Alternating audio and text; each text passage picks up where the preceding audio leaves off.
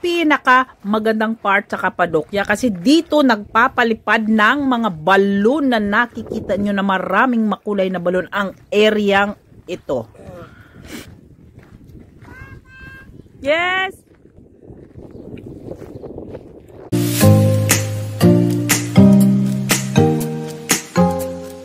And so guys, mga inday, mga dudong, ang binabati ko ay karamihan sa mga inday dahil ang mga viewers natin ay mga inday. Konti lang ang mga dodong. So, pasensya na gid sa inyong lahat. Kasi hindi ako masyado nakagawa ng maraming video sa this past few weeks na tuyuan na ang lalamunan. Kasi masyado akong busy at kulang kami sa staff. So, wala na akong oras na mag-edit. Sa totoo lang, marami akong mga video sa telepon na ito. Telepon na kasi ang gamit ko. Wala akong ibang mga gadget-gadget sa pag-i-edit ng aking mga video. So, kailangan ko nang magbawas ng mga video dito sa cellphone na ito. So, ngayon, pag-uusapan natin yung pinuntahan naming lugar, ang Cappadocia. Ang Cappadocia isa sa pinakamagandang lugar dito sa Turkey. Pag hindi ka makapunta ng Cappadocia, hindi ka nakapunta ng Turkey. So, alam niyo na maraming mga balon doon sa Cappadocia, yung mga batbahay na doon ng mga bato, at napakaganda po talaga ng Cappadocia. So, nagpunta kami, kasama ko ang iba nating mga kababayan, mga Pilipino dito sa Antalya, Turkey, para makita namin yung Cappadocia. So, come and sit with us. So, mahigit 10 kami na pumunta doon, 6 na Pilipino at mga asawa din namin. Ito kaming lahat, nag-aantay kami ng aming bus na susundo. Kasi may 2 bata siya. Malayo-layo yung aming papuntahan, mahigit na 6 na oras na biyahe, humihinto yung aming bus na sinasakyan kasi kailangang umihi ng mga pasahero. So may mga shops kaming nadadaanan, umihinto kami doon na nanonood kami sa kanilang mga pabenta. Ayan po ang mga souvenir shops na kanilang pabenta. Ay mga typical balloon doon sa Cappadocia. So bumili kami ng 2 yan. So dyan, hindi kami bumili kasi medyo mahal-mahal yan. Sabi ko baka makahanap pa tayo ng mas mura doon sa unahan. So ito ang mga salt na lamp. Ayan, kita nyo, sabi nila medicational daw ito. Nakagamot. Tapos itong mga bato-bato na nilalagay sa mga paa na pagpulkod ng ating mga kalyo. Ayan, yan po ay lampshade na gawa sa bato. So ito po ang mga typical na souvenir shop dito sa Cappadocia. Sa mga tao na daanan namin ay ang Aksaray. O ayan, the city of Aksaray. Our first location to visit is Göreme Open Air Museum. Probably we will be there at the breakfast at 1 and 10 minutes, I think, probably. Aslında 5 yıldızlı bir otel ama Antalya'dakilerle karşılaştırılınca herhalde 3,5 yıldızlı falan diyebilirsiniz. Biz de Kapadokya'da en meşhur olanını genelde tutmaya çalışıyoruz çünkü fiyatlar da zaten bu mağara otellerde falan artık günlük 300-400 dolarlara falan çıkıyor. Balayı turları falan özellikle geliyor. Şu anda eski otellerinden sürekli buradan geçerken size göstereceğim. Böyle ara ara vadilere gittiğinizde Paşabağ Vadisi var, Zerve Vadisi var. Biz de Göreme Vadisi'ne doğru gidiyoruz zaten. Şimdi burası nasıl oluşmuş kısaca bir bunu da bahsedeyim. Zaten alan gittiğimiz her yerlerde bunlardan bahsedeceğim. Avanos dediğimiz gibi çömlekçiliğiyle ünlü. Burada Çavuşin köyünde de hem keçiler var hem de insanlar eskiden bu şeylerin içinde yaşayabiliyorlardı. Tüf yapısının içinde. Şimdi mesela sola doğru baktığınızda bunlar artık Anakaya'ya gelmiş yerler. Bunlar Anakaya'ya ulaşana kadar genelde bazalt kökenli oluyor. Tüf çok kolay yaşanabilir. Biz gittiğimiz yerlerde size göstereceğim. Hemen elinizde şöyle biri oynasanız hemen dışından atmaya başlar. Bunlar volkanik tüfler tabii ki. Sonra Anakaya'ya gelene kadar yoğun yağış ve yoğun rüzgarla beraber genelde diğer yerler biraz daha turistik yerler olduğu için işte mesela Göreme hem ufak bir yerdir hem de genelde oteller, mağara otel tarzı oteller vardır. Ürgüp'te keza öyle biraz daha pahalı yerlerdir ki Ürgüp'te zaten hep konaklar falan geçmiş dönemde de geliri yüksek insanlar yaşamışlar. O yüzden Avanos şu an mesela eskiden pandemiden önce böyle kiraları falan sorduğunuzda 2000 lira. Masalarımız 4'er kişilik. Lütfen 4 kişi oturmaya özen gösterelim. Çünkü dediğim gibi başka gruplar da geliyor. Sıkışıklık oluyor. Belki bizden önce başka bir grup girmiştir. Tam olarak kaç tane kişiysek ona göre çünkü rezervasyon yapıyoruz. Buyurun diyelim.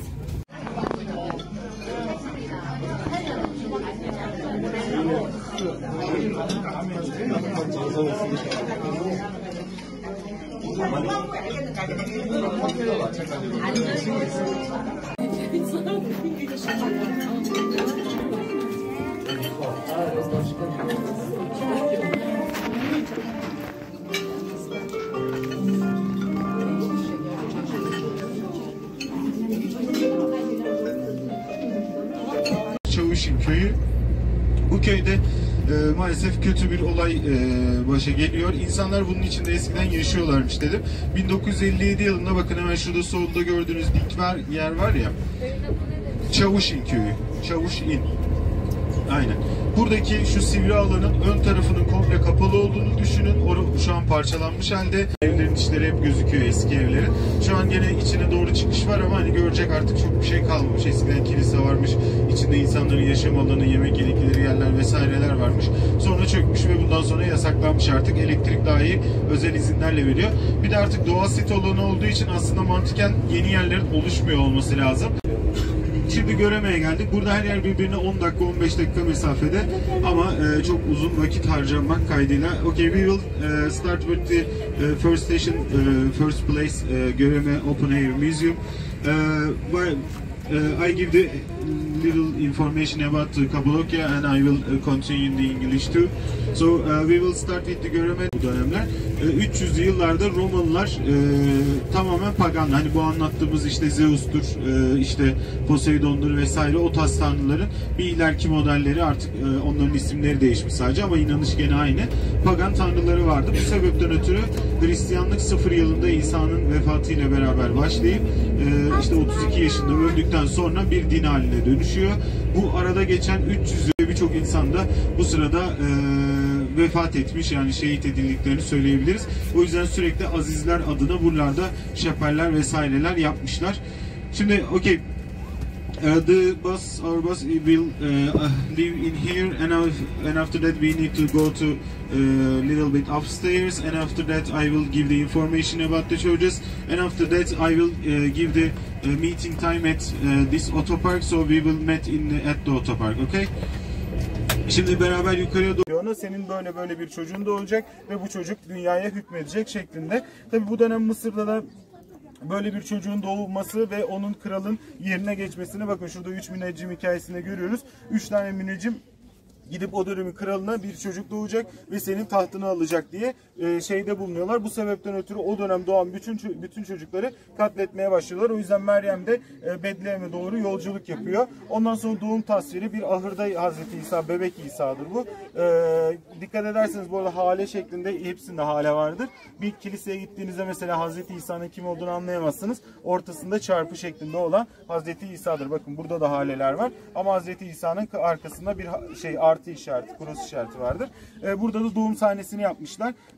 O kadar kutsal bir bebek ki işte bir keçi toprak çok verimli değil ya. O yüzden gübrelerini alıyorlarmış. Güvercini beslemek için bir şey.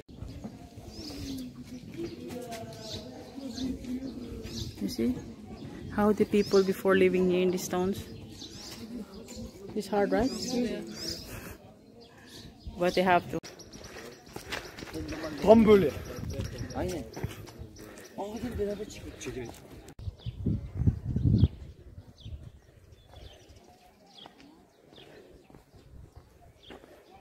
O yenen şey var ya. Yaban? Hayır. Hirej.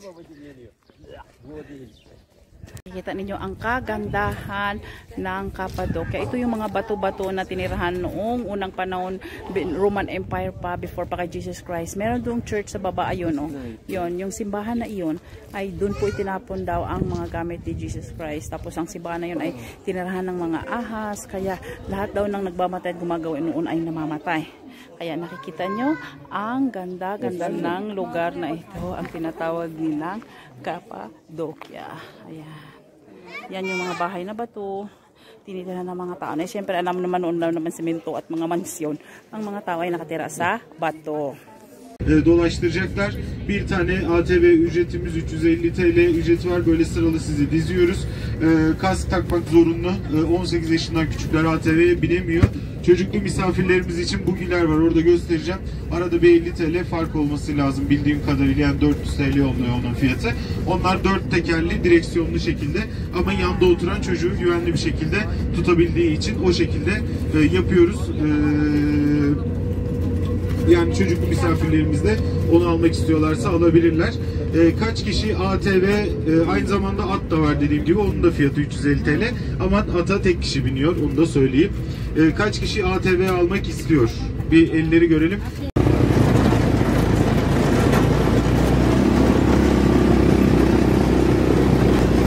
Nagsakay kami dito sa motor.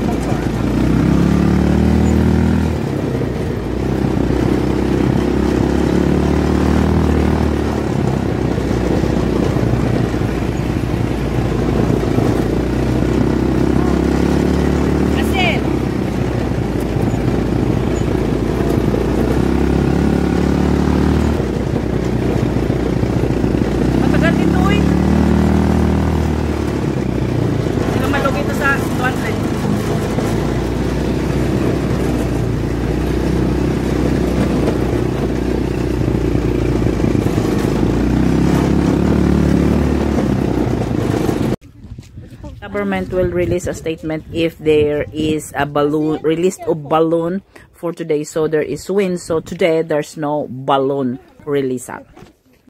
They will fly the balloon according to the speed of the wind because this balloon is made of hot air, so they don't want to hit each other and fell in the ground, because for years there are many tourists dying here also because their balloons hit each other and they fall on the ground. So alam nyo, mahal din po ang magsakay sa balon, mahigit $400 per tao. So sa isang balon, nasa 8 to 16 person ang pwedeng sumakay ng isang balon. At ang alam nyo ba na ang halaga ng isang balon ay nagkakalaga ng $1 million? Nakitang balon kasi masyadong mahangin, hindi nag-allow yung Turkish government na magpalipad ng balon kasi actually talaga dito nagpapalipad ng balon.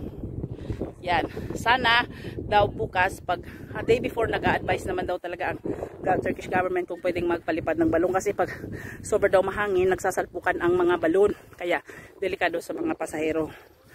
Kaya yung mga nababalita dito dati na mga Japanese tourist na namatay kasi nga hindi pwede na maglampas ng 5 yung ano ng hangin kasi madala ng hangin ang balon.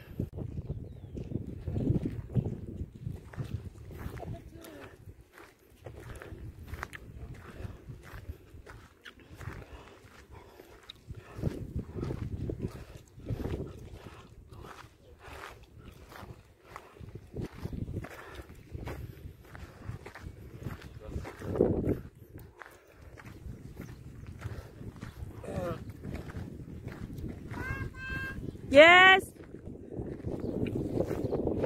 Kita nyo sa mga view ay puro-puro mga bato-bato lang. Diba ang boring? Pero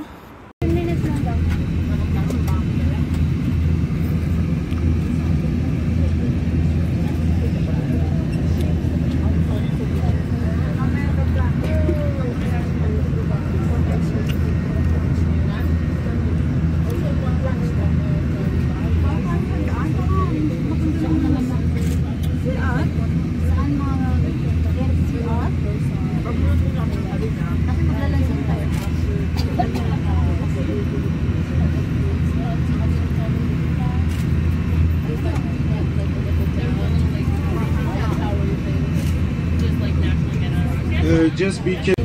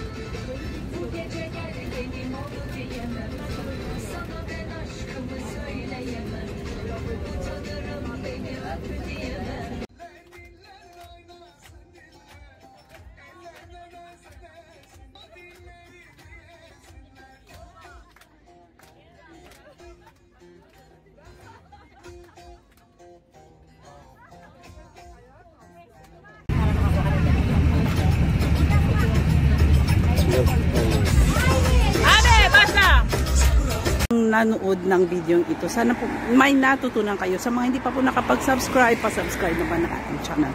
Kung gusto nyo pumunta ng Turkey, marami po kayong matutunan sa channel na ito. See you next week for our next video.